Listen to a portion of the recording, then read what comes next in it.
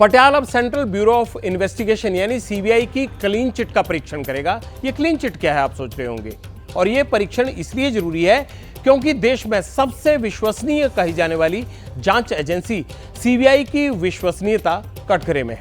कोई criminal case हो या फिर करप्शन का मामला, बात जब जांच पर आती है तो सबसे पहले सीबीआई का ही नाम जुबान पर आता है। लेकिन जब सीबीआई की जांच रिपोर्ट पर अदालत सवालिया निशान लगा दे तो आम जनता की नजर में जांच एजेंसी की गारंटी और क्रेडिबिलिटी दोनों शून्य हो जाती है। सबसे पहले पटियाला आपको बताएगा कि आज सीबीआई कटघरे में आखिर है क्यों। मामला मध्य प्रदेश के नर्सिंग कॉलेज घोटाले का है। सीबीआई ने घोटाले की जांच की, फाइनल रिपोर्ट दे दी, लेकिन एमपी हाईकोर्ट ने दोबारा इस जांच को करने के आदेश दे दिए हैं, क्योंकि सीबीआई पर आरोप है कि जिन अफसरों ने जांच के बाद नर्सिंग कॉलेजेस को आरोपों में क्लीन चिट दी थी, उसके नीचे एक बड़ा घोटाला हुआ था, यानी सीबीआई की क्लीन चिट में स्कैम। हाईकोर्ट के आदेश के मुताबिक मध्य प्रदेश में 169 प्राइवेट नर्सिंग कॉलेजेस की जांच दोबारा से होगी। कोर्ट ने जांच के लिए दो बातें अनिवार्य कर दी हैं। अब पहली ये कि जांच जिला मजिस्ट्रेट के सामने होगी, और दूसरी बात ये कि जांच की वीडियोग्राफी भी होगी। खास बात यह भी है कि हाईकोर्ट ने नर्सिंग घोटाले की दोबारा जांच का जिम्मा भी सीबीआई को ही दिया है। अब यह बड़ी बात है, एक पहले भी सीबीआई ने की और अब भी सीबीआई करेगी। अब आप मध्य प्रदेश के नर्सिंग कॉलेज स्कैम के बारे में विस्तार से जान लीजिए। 2020-21 में सरकार ने 219 नए नर्सिंग कॉलेज खोलने की मंजूरी दी थी। एक के बाद एक पूरे प्रदेश में धड़ल्ले से नए नर्सिंग कॉलेज खोल दिए गए।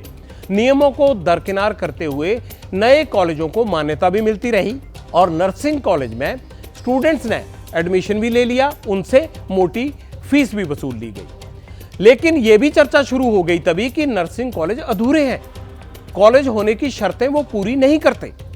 इसे घोटाले का नाम दिया जाने लगा। फिर खुद को विसल ब्लोअर कहने वाले एक आदमी ने इसको सबूतों के साथ बेनकाब कर दिया, जिनका नाम है रवि परमार। लेकिन शिकायत के बावजूद अधूरे नर्सिंग कॉलेज चलते रहे। फिर भी जनवरी 2022 में मध्य प्रदेश हाईकोर्ट में एक जनहित याचिका दायर की गई, फर्जी नर्सिंग कॉलेज बंद करवाने और उनकी मान्यता को रद्द करवाने की मांग की गई। मार्च 2022 में हाईकोर्ट ने सरकार और नर्सिंग कॉलेजेस को नोटिस इशू कर दिया। हैरानी की बात यह थी कि जिन कॉलेज के पास अपना कैंपस और बिल्डिंग नहीं थी, उन्हें भी कॉलेज की मान्यता दे दी गई थी। कई नर्सिंग कॉलेज ऐसे भी थे जो स्कूल में चल रहे थे, कुछ तो बगीचे में चल रहे थे, कुछ का पता खोजने जाओ तो मौके पर कॉलेज की जगह वहां दुकान मिलती थी। ये सब गड़बड़ियां हुई, और इन गड़बड़ियों की शिकायत मिलने पर हाईकोर्ट की ग्वालियर बेंच ने पिछले साल मध्य प्रदेश के नर्सिंग परीक्षा पर रोक लगा दी और मामले की जांच सीबीआई को सौंप दी। सीबीआई ने 308 नर्सिंग कॉलेज की रिपोर्ट तैयार की। नर्सिंग कॉलेजेस को 3 कैटेगरी में बांटा गया, सूटेबल, अनसूटेबल और अधूरे कॉलेज। सीबीआई ने 169 कॉलेजेस को सूटेबल माना, 66 कॉलेजेस को अनसूटेबल माना, जबकि 74 कॉलेज जांच में अधूरे मिले। सीबीआई की इसी जांच रिपोर्ट में असली खेल हो गया। जांच करने वाले अफसरों ने क्या खेल किया और उनकी वजह से कहां क्या दिक्कत आई, अब इसको समझिए। नर्सिंग कॉलेज स्कैम में सीबीआई की दोबारा जांच की नौबत इसलिए आई, और यह बताने के लिए पटियाला आपको घोटाले के 2 बड़े किरदारों से पहले मिलवाना चाहता है। पहला नाम है राहुल राज और दूसरा नाम है सुशील कुमार मजोक। ये दोनों सीबीआई के इंस्पेक्टर हैं जो नर्सिंग घोटाले की जांच में शामिल थे। घोटाले की जांच में अब तक सीबीआई ने जो 13 गिरफ्तारियां की हैं, उनमें ये दोनों भी अब शामिल हैं। नर्सिंग कॉलेज में जो रिपोर्ट सीबीआई ने तैयार की वो सार्वजनिक हुई तो इस मामले की शिकायत करने वाले ने पूरी लिस्ट की बारीकी से पड़ताल शुरू कर दी। तो इसमें सीबीआई अफसर का कौन सा कारनामा सामने आया, खुद शिकायत करने वाले की जुबानी सुनी। रिपोर्ट पे हमने स्टडी की तो उसमें हमें पता चला कि मध्य प्रदेश सरकार के संचालित किए जा रहे शासकीय नर्सिंग कॉलेज 10 नर्सिंग कॉलेज में सीबीआई ने कमियां बताई है। मतलब मध्य प्रदेश का सबसे बड़ा और भोपाल का सबसे बड़ा अस्पताल हमीदी अस्पताल, जहां पर हजारों मरीज प्रतिदिन इलाज के लिए आते हैं, उसमें सीबीआई ने कमियां बताई। वहीं ऐसे कॉलेज थे जो उनके पास बिल्डिंग नहीं थी, स्कूल के बिल्डिंग में चल रहे थे, कहीं गार्डन में चल रहे थे, तो इस तरह से कॉलेज चल रहे थे जिनके पास अस्पताल नहीं थे। उन कॉलेजों को सीबीआई ने क्लीन चिट देकर सुटेबल ट्रैकेबल लिस्ट में शामिल कर लिया था। इसमें दोषी अधिकारी जो अभी भी विभाग में पदस्थ हैं, मेडिकल यूनिवर्सिटी के रजिस्ट्रार हो गए, कुलपति हो गए, इन लोगों को इनके पद से हटाया जाए और उनके ऊपर कानूनी कार्रवाई की जाए जांच करवाकर, क्योंकि ये दोषी हैं और ये जांच को प्रभावित कर सकते हैं। और इन लोगों ने जांच को प्रभावित करने के लिए सीबीआई के अधिकारियों तक को खरीद लिया। गिरफ्तार सीबीआई इंस्पेक्टर राहुल राज और सुशील कुमार पर आरोप है कि उन्होंने ही सीबीआई की साख को बट्टा लगा दिया। सीबीआई की दोबारा जांच में सामने यह आया है कि फर्जी नर्सिंग कॉलेजेस को सूटेबल बताने के लिए 10 लाख तक का रेट था। इस करप्शन में सीबीआई की लोकल जांच टीम के सभी अफसर शामिल थे।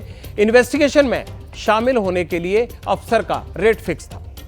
किसी कॉलेज से 2 लाख रुपए तो किसी से 10 लाख रुपए तक वसूले गए और ओके वाली लिस्ट में फर्जी नर्सिंग कॉलेजेस का नाम डाल दिया गया। लिस्ट की जांच में यह भी सामने आया कि भोपाल में किराए के घर में चल रहे कॉलेज भी नर्सिंग कॉलेज के तौर पर फिट माने गए। सीधी में 4 कमरों की दुकान में कॉलेज चल रहा था। शहडोल में 2 कमरों के घर में कॉलेज चल रहा था, फिर भी वो सीबीआई की लिस्ट में फिट थे। आरोप है कि इनमें नर्सिंग अफसर 50,000 रुपए रिश्वत ले रहा था और पटवारी भी 20,000 रुपए रिश्वत लेता था। सीबीआई ने इस मामले में कुल 23 लोगों को आरोपी बनाया है, जिनमें अपना उनका एक डीएसपी और 3 इंस्पेक्टर भी शामिल हैं। 4 शहरों में 31 जगह पर छापेमारी हो चुकी है। 13 आरोपियों को सीबीआई अब तक गिरफ्तार कर चुकी है। घोटाले के 2 करोड़ 33 लाख रुपए बरामद किए जा चुके हैं। 4 गोल्ड बार, 36 डिजिटल डिवाइसेस और 150 संदिग्ध दस्तावेज भी जब्त हो चुके हैं। सच सामने आया तो एमपी सरकार ने 66 अनफिट नर्सिंग कॉलेजेस को बंद करने और उनके मालिकों के खिलाफ कार्रवाई करने का भी आदेश दिया है। दूसरी तरफ भोपाल की स्पेशल कोर्ट ने 13 आरोपियों की पुलिस रिमांड 1 जून तक के लिए बढ़ा दी है। लेकिन यहां बड़ा सवाल यह है कि जिन पर घोटाले का सच सामने लाने और ऐसे मामलों की निष्पक्ष जांच की जिम्मेदारी हो, अगर वो भी करप्शन की कड़ी बन जाए तो जनता आखिर कौन सी एजेंसी पर जांच के लिए भरोसा करे। आरोपों के घेरे में खुद सीबीआई के अफसर हों तो हमारा यहां पर सवाल यह है कि जवाब सीबीआई के पूर्व स्पेशल डायरेक्टर एमएल शर्मा से सुनना चाहिए कि ऐसे में पब्लिक आखिर क्या उम्मीद करे किसी बड़ी एजेंसी से। बेईमानी तो हिंदुस्तान में घुसी हुई है, इसलिए हो रहा है कि सुपरवाइजरी ऑफिसर, चाहे वो एसपी हो या डीआईजी हो, ख़ास तौर से डायरेक्टर, वो उसको ठीक तरह से सुपरवाइज नहीं कर रहे हैं। अन्यथा अगर अच्छा डायरेक्टर हो, अच्छे सीनियर ऑफिसर हों, तो करप्शन करने में जूनियर ऑफिसर्स को बहुत झिझक आएगी और क्योंकि उनको डर रहेगा कि पकड़े जाएंगे।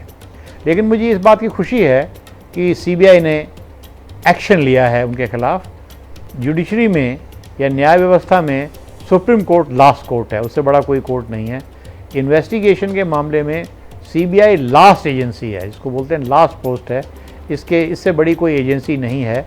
तो फिर भरोसा ख़त्म हो जाएगा, सारा सिस्टम ही टूट जाएगा, छिन्न भिन्न हो जाएगा।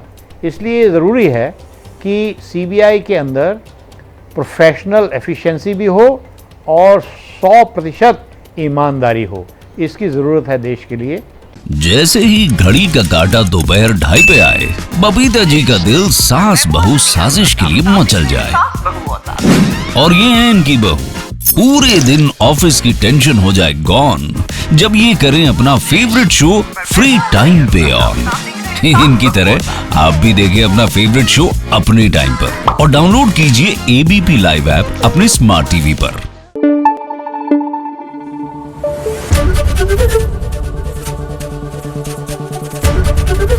एबीपी न्यूज आपको रखे आगे।